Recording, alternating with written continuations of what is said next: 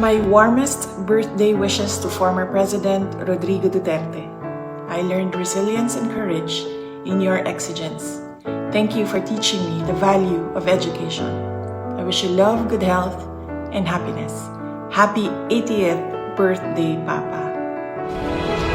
Mga kababayan, aking taus-pusong pasasalamat sa lahat ng mga Pilipino na sumusuporta at nagmamahal kay dating Pangulong Rodrigo Duterte.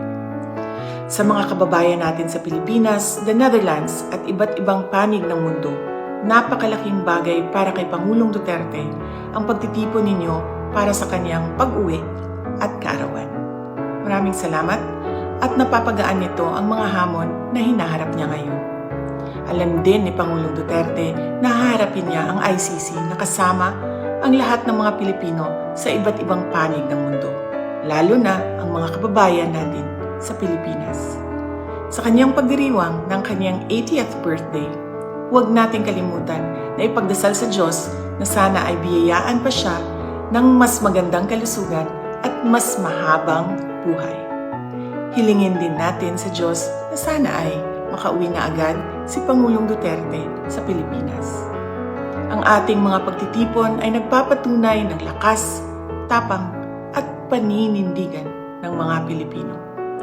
Sana ay magpatuloy din ang inyong suporta at pagmamahal sa ating dating Pangulo hanggang sa darating na halalan ng ating mga senador.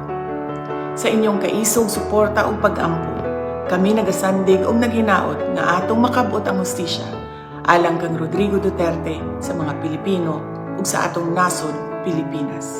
Syukran.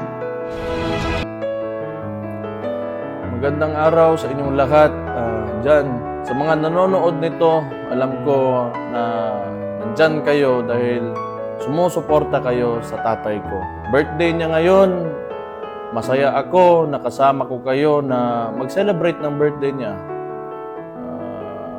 Yun lang, nasa Hague siya ngayon sa Netherlands, nasa ICC kasi inaresto sa hindi tama na paraan, illegal na paraan yung tatay ko at isinuko ni Bongbong Marcos sa mga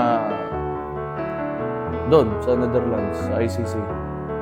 So, kahit ganon ang nangyari, masaya pa rin ako kasi nakikita ko yung suporta nyo. So, malaking bagay yan sa amin. Gusto ko malaman nyo na malaking bagay talaga yan.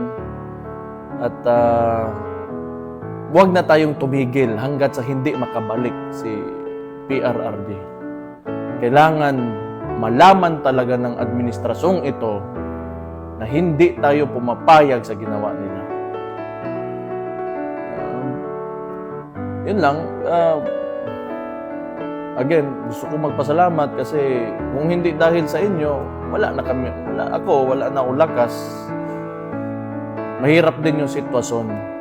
Alam ko, marami tayong nasasaktan ngayon dahil sa nangyari, pero mahalaga talaga na lumaban tayo. Hindi pwede na tayo ay magpapatalo lamang. So, kailangan pakita natin na hindi tayo talaga pumapayag. So, again, maraming salamat talaga sa inyo. Marami kayong oras na pwedeng ibigay sa ibang bagay, pero andyan kayo ngayon, andito kayo, nakikinig sa akin. Wala akong masabi sa inyo. So, mahal na mahal ko kayo dahil sa pinapakita niyo suporta sa tatay ko. So, isa pa, dahil ito ay resulta ng tingin ko na sobrahan ng politika ito si Marcos, dahil tingin ko takot talaga sila na tumakbo yung kapatid ko sa 2028, kaya maraming mga movements o mga kilos sa politika laban sa pamilya namin na ginagawa ng administrasyon. So, gusto ko lang dahil I want to take this opportunity na wag natin kalimutan yung mga issue, yung sa GAA, pati yung sa PhilHealth ng mga pera na hindi nila masagot, at yung kung paano ginagamit ang ayuda ngayon para sa eleksyon. Yun ang mahalaga rin.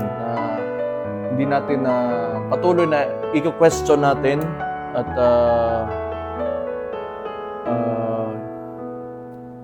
bigyan ng pansin. So, yun lang. Sa lahat ng kasama namin ngayon na nagse-celebrate ng birthday ng tatay ko.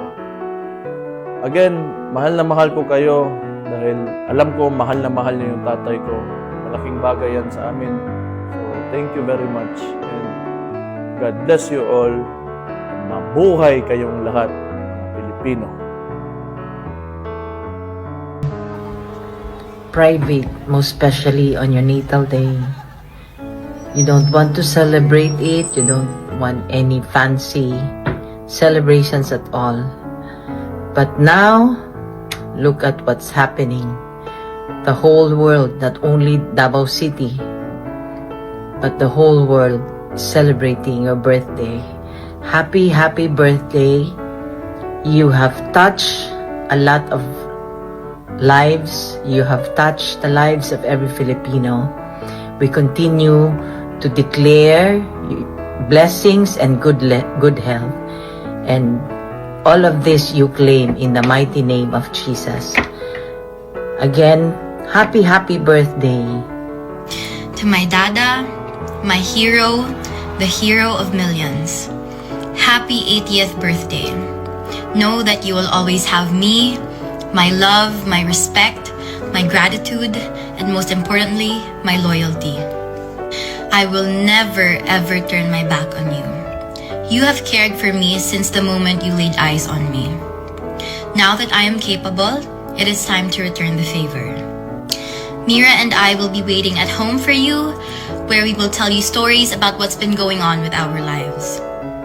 I am living my life every day for you, and I am doing the best I can to commit to the promise I made to you. Da, kay baw ko nga nay gisumbong si Ate Inday nimo, pero ayaw ka balaka, kay ichikaran ako tanan pag uli nimo pohon, kay baw na ka sa kong pasabot. Happy, happy birthday, kaon, tulog, ug exercise diha. Talk to God and be still in knowing that we are all fighting for you. Makakaon na lagi ka og buwad ug munggo pohon. I love you, Dada. Sa mga kaigsuunan kong Bisaya sa Pilipinas ug sa tibuok kalibutan, sa mga kababayan ko sa Pilipinas at sa buong mundo, pakatan katay manghuran ko Islam. Maraming salamat po sa patuloy ninyong pagsuporta sa aming tatay na si Presidente Rudy Duterte. Maraming salamat din po sa pagsuporta niyo sa pamilya namin. Alam natin na si Presidente Rudy ay nasa mahirap na kalagayan dahil sa kanyang edad. Isa lang po ang inihiling naming pamilya, ang patuloy niyong pagdasal para sa kanyang kalusugan. Maraming salamat po at tuloy po ang laban.